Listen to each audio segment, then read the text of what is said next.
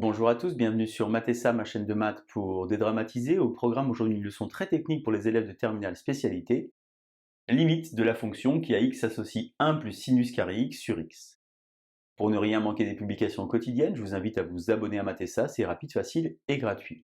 Je vous rappelle également que vous avez sur www.mathessa.fr tous les documents support pour une année scolaire sereine et réussie. Nous sommes aujourd'hui bien évidemment dans le chapitre de terminale spécialité qui traite de limites de fonctions. Je vous insère comme d'habitude le lien vers la playlist du chapitre afin que vous puissiez vérifier vos acquis et vos connaissances. Connaissez-vous par exemple les limites de fonctions usuelles?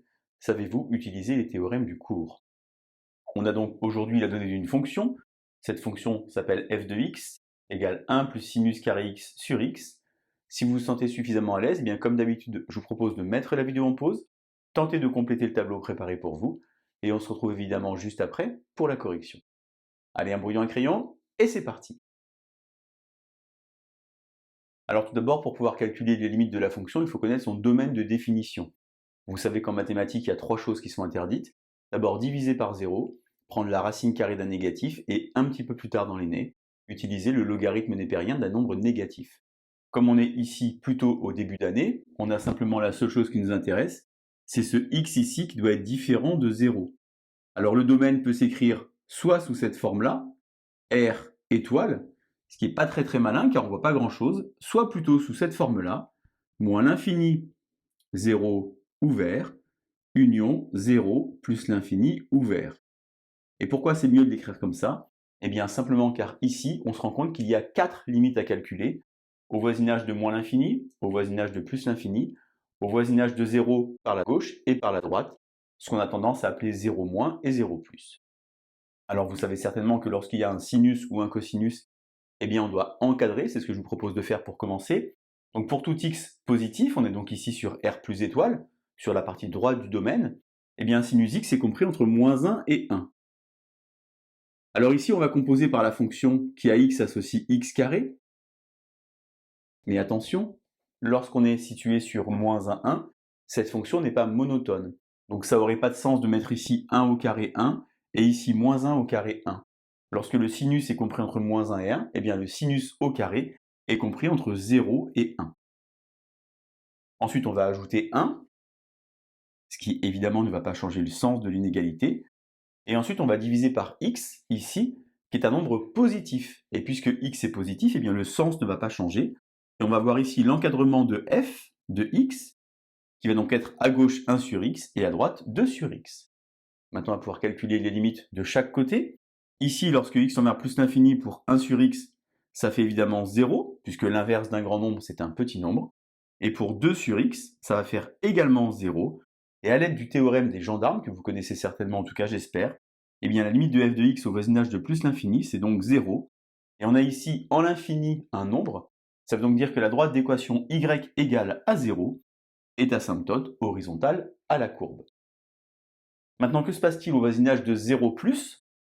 On peut conserver le même encadrement, puisque je l'avais fait sur R plus étoile, et ici je vais avoir l'infini, et ici l'infini.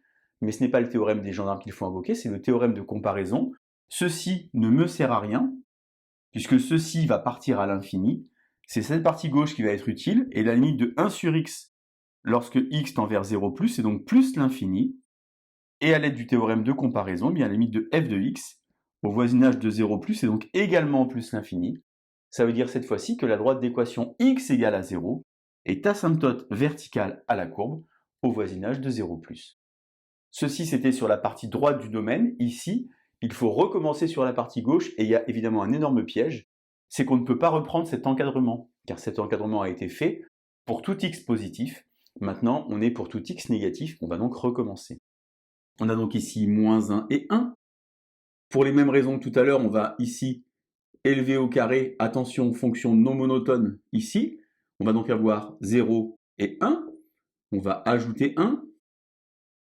Et ici, on va diviser par x. Mais x, ici, est négatif. Et lorsqu'on divise par un nombre négatif, eh bien, il faut changer le sens de l'inégalité. Ou bien, si vous ne voulez pas changer le sens de l'inégalité, vous changez de position. Et vous mettez ici 2 sur x. Et ici 1 sur x. Limite au voisinage de moins l'infini de 2 sur x, ça fait évidemment 0, l'inverse d'un grand nombre, c'est un petit nombre. 1 sur x, ça fait évidemment 0. À l'aide du théorème des gendarmes, on a donc ici 0. Comme tout à l'heure, la droite d'équation y égale à 0 est asymptote horizontale à la courbe, mais cette fois-ci au voisinage de moins l'infini. Et que se passe-t-il maintenant au voisinage de 0 moins? Eh bien, lorsqu'on observe ce qui se passe, si on a 0 moins ici, on va avoir moins l'infini, et ici, moins l'infini. Et cette fois-ci, ce côté n'a pas d'intérêt, c'est celui-ci qui compte et qui va pousser comme ceci vers moins l'infini. On a donc ici 1 sur x, moins l'infini, qui est donc la limite de la fonction, au voisinage de 0 moins, et naturellement, la droite d'équation x égale à 0 est asymptote verticale à la courbe au voisinage de 0 moins. Pour finir, évidemment, je vous insère la représentation graphique de cette fonction. Alors vous avez quelque chose qui pourrait ressembler à une hyperbole, mais ce n'est pas tout à fait le cas. En raison évidemment du sinus carré, on a une forme un petit peu bizarre. Et on se rend compte évidemment qu'on a nos deux asymptotes horizontales d'équation y égale à 0, que ce soit au voisinage de plus l'infini ou de moins l'infini. Et ici, asymptote verticale au voisinage de 0, à droite et à gauche. Voilà donc limite de la fonction qui à x associe 1 plus sinus carré x sur x. Extrêmement technique, attention au piège. Je vous laisse vous entraîner et je vous dis à bientôt sur Math et ça. Bonne journée.